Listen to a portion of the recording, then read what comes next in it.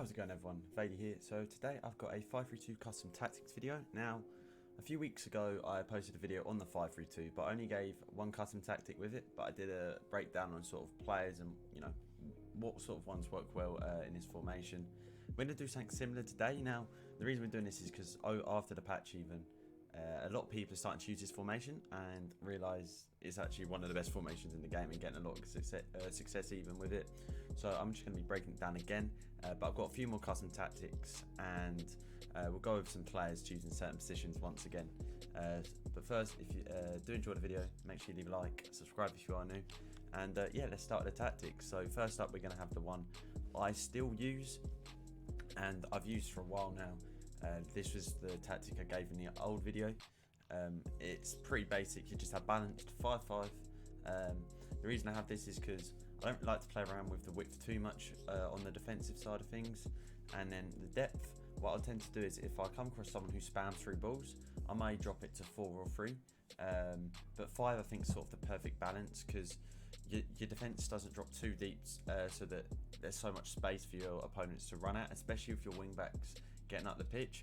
Your 3 at the back can be left quite exposed if they're too deep, and a counter attack they can easily do 3v3s against you and stuff, or even 4v3s overload you, stuff like that. So personally I found 5 depth for this system is the right balance. Like I said, the line of engagement's high enough, but also not too deep, so that you end up defending in your own 6-yard box and stuff like that. And offensive, again, we just have 5-5. Again, pretty basic stuff. So what this will do is it will have both your, so say you're on the wing with your right wing back. As you can see from the picture below, you'll have your 2 strikers and one of your centre mids getting into the box. Now, in my case, that'd be Cuadrado on the wing, and then I'd have Ronaldo, Neymar, and Mbappe all in the box. Maybe Bruno, it depends. But one of them would stay on the edge of the box as well, and Vieira would also be there. And then for corners, I always say this is just preference. It really depends who you've got in your team. So I have this because then Ronaldo will go front post. At the minute I'm using VVD and he'll go back post. So it gives me 2 options as to where I want to put the ball for a corner. But if you want to get the chip shot, now I did like a tutorial on the chip shot glitch. I'd recommend checking it out. If you want, if you want to be able to do that, put your corners on 2 or 1. And you'll be able to do that pretty easily from there. And then free kicks, again, it's all preference. So this is how I line up now. I have Cuadrado and Rashford as my wing backs now. One thing I would say is when it comes to the wing backs, have one winger, but this winger needs to have strength. It doesn't really matter about defending, it all matters about the strength, and Rashford's got that.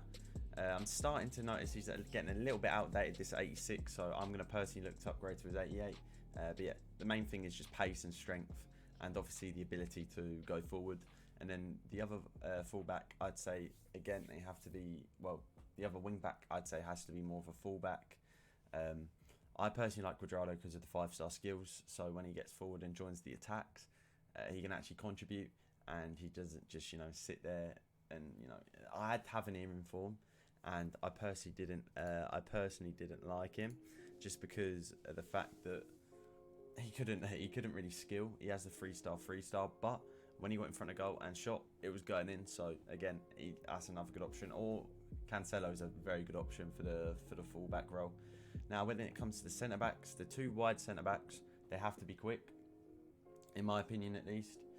You can maybe get away with like a Freeze Marquinhos as a wide centre back, but I'd say having fullbacks as your centre backs are the best choices. Now, for seeing from Walker, default as a centre back, but he's got the pace as a fullback, because he's default fullback.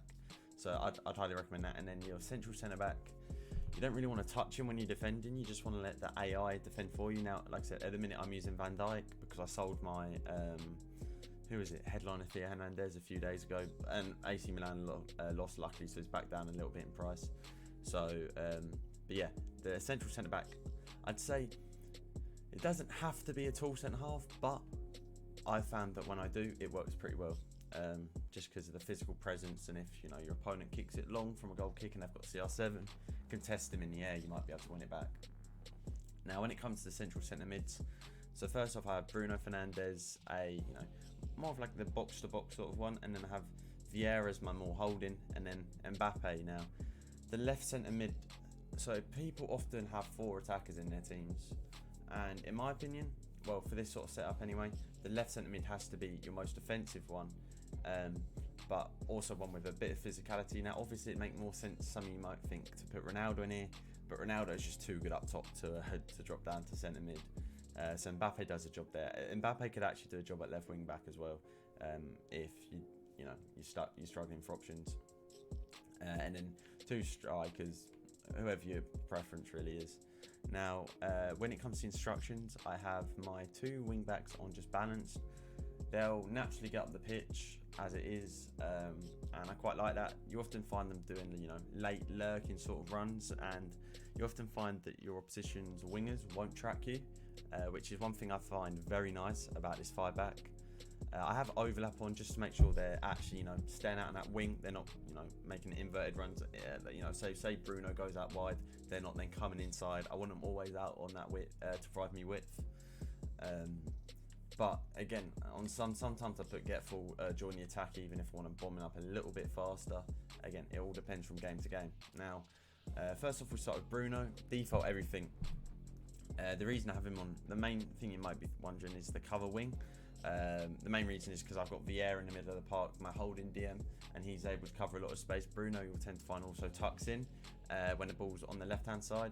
So he essentially does play cover centre, but when the ball's out on the wing, I want him to be able to support Cuadrado if needed. If not, I tend to just, sometimes drag him back in. And then Vieira, I have on stay back cover centre. Again, I just want him to sit there and, basically command the midfield. He runs the show for me. But you'll tend to find also he does push up the pitch a little bit, especially when I'm coming across someone who's got a lot of players behind the ball or like a drop back. So he will support the attack even though it's on stay back while attacking, just because that's like the centre mid role. If it was a CDM, he'd be staying back, but because he's that centre mid, he will naturally push up. If I'm having a possession, if I keep possession for a long periods of time. Now, the only difference between Mbappe and Bruno is the fact I have Mbappe and get forward. I want him to be the one supporting the attackers from that left-hand side, and it'd just be a waste to have him on balance. I want him forward at every single attack, getting up there, supporting them, and yeah, it works well like this. And then my 2 strikers, I just have default everything. Anything I have on is come back on defense. Now, I sort of have this to link the play from my midfield to attack. Neymar almost plays that sort of false 9 role, and I find it's worked pretty well. And then Ronaldo just on stay forward. I want him to be the vocal point of the attack, so that say I need to quickly ping it from my goalkeeper to my striker, he's there, he can win the header, you know the rest. Now, the next tactic I'm going to show you is similar but different at the same time. Now, the only real difference here is the 7 depth. The reason for this is you're going to have a slightly higher line of engagement, and you'll see why with the midfield in a sec. Now again, it's offensive 5-5, same reasons as the last one.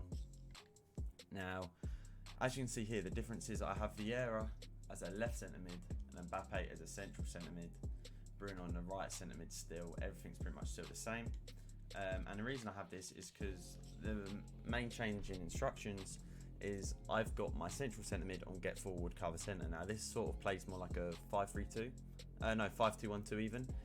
But a 5-3-2 at the same time in defence. I quite like this a lot because if you play the 5-2-1-2, you'll notice that your Cam, if you don't have him on stay forward, he'll drop more towards your left side, and he won't be staying up the pitch as much. Now, by doing this, you keep your team structure as the 5-3-2 defensively, which is very, very solid. But by having the get forward on, he also, like I said, still supports the attack, and he's got the physicality to play this role. And again, perhaps he lacks the height a little bit. But the reason I use this is because I don't have free centre mid really. Someone like a Bruno Fernandes, like I've got my right hand side, would be perfect for this role. Your Brunos, your Hullits, your De Bruynes, all sorts of players like that. Your box to box sorts. They'll be perfect for this role. But I just don't have that in my team in a minute. And if I switch this tactic, it still works for me. It still works. The fullbacks I have on join the attack. Reason is because on this, the high line of engagement with the depth, that will make sense now, because I'll have my fullbacks a lot higher up the pitch and constantly getting on for my attacks. So I want my defence higher up, so the gaps at the back aren't as exposed. And then the real difference here is my two wide centre mids.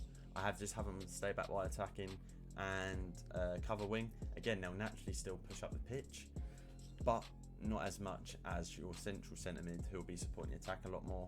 And by doing this, again, it just adds that bit of security at the back. You're still attacking with 5 players, because you have your 2 wing backs pushing on, and perhaps, you know, now you see that I have stay back while attacking and cover wing. That sort of makes more sense, because they're going to be getting up the pitch more. It sort of gives my defence a little bit more cover at the back, and yeah, like I said, it works very well. And then my 2 strikers I have on stay central. Again, this is all preference, this last part. I don't really think it makes too much of a difference, but definitely have to stay central on, because like I said, your 2 wing backs are going to be bombing on a lot more. So by having to stay central, it just means they're not getting drifted out wide as much. And you know, and with Mbappe supporting, it'll be a nice little structure. It's almost like a 2-3-2 as an example, even for the attack, because then you'll have Mbappe and your 2 wing backs, more like attacking mids, like a 4-2-3-1, you know, that sort of setup. But then you have your 2 strikers, and by having to stay central, again, you just want them in the middle of the pitch to try and score the goals for you, basically. Now this one, the next one, and the final one I'm going to show you is a more defensive one. This is what I tend to switch to if I need to see a game out. I drop my width down to 3. Now the reason is I just want my team a bit more condensed. My wing backs will still be able to cover the wing, and same with my wide centre mids. But at this point, I'm just trying to hold on to a lead, really. I'm not looking to really score more, just see it out, and then maybe get a goal on the counter attack. It's good if you're dealing with a lot of pressure, because you can just get a long ball to one of your strikers, and that's why you have long ball on. But yeah, the width, I want my team nice and condensed. The depth, I lower by 1. Again, I don't want it too low to the point where I'm having to panic and I invite loads of pressure on myself. So I keep it at 4. You know, it's a bit lower than the previous ones, but you still have a decent line of engagement. I keep long ball on, and I put long ball on even just because if the fullbacks are gone, I just want to be able to hit them quickly. And same with my strikers, if they're gone, I want them to make the runs in behind, because everyone knows how OP through balls are on this game. I lower the width by 1 and the players in the box by 1, just because I don't want that extra player joining the attack or getting into the box. Sometimes I even lower it to 2 or 1. It really depends, like I said, from game to game, and who I've subbed on and stuff like that. But yeah, lower the width just by 1. It's just what I feel comfortable doing. And then corners I lower just to make sure I still have more players behind the ball to stop any counter attacks from a corner. It's the same setup as the first custom tactic. So make sure you have your taller centre mid in that central position, and then your more attacking one back out on the left. And then when it comes to instructions, it's pretty much, a lot of it's pretty much the same. The only real difference you'll see is conservative interceptions. Now, this is because I don't want my players trying to intercept the ball if they're not going to get it. I want them to intercept it if they know they're 100% going to get it, and just rely on a bit of the AI, because I will be inviting a bit more pressure on myself. So just by putting this on, I feel a bit more secure. Now, I don't have it on my central one because, again, I don't really want to control my central one too much. And if I do, I don't know, man. I feel so much more comfortable with this, because my central one I still feel like I want to be a bit more aggressive with still on some of the interceptions. And then if he gets caught out, you still have your 2 wide centre backs, your quicker ones, to cover him and, you know, support him. And then I have conservative on both my wide centre mids, apart from my central one. Again, for the same reasons. Again, I'll still be aggressive with him. I'll probably be manually controlling him, Vieira, a lot more, but I have him stay back. And I actually drop Mbappe back to balanced attack again. I don't want him just bombing forward each attack now. I want him to use his brain a bit more and not just push up every single time if he doesn't need to. And then for my 2 strikers, I just put on stay central. Again, I want them nice and central to the pitch, because I'll need support. And if they're, you know, drifting out wide and all, it might be harder to find the ball. You can manually do the runs anyway if you want them to go wide. But I put come back on defense again, just so I'm a bit deep. I'm a bit more compact at the back, and more numbers behind the ball. Again, like I said, this is just to see Seattle win. But yeah, no, the 5-3-2 is definitely something what's gaining a lot of attention at the minute. Something I'd highly recommend using if you're looking to get better results, especially in tight games. The 5-3-2 is perfect for this.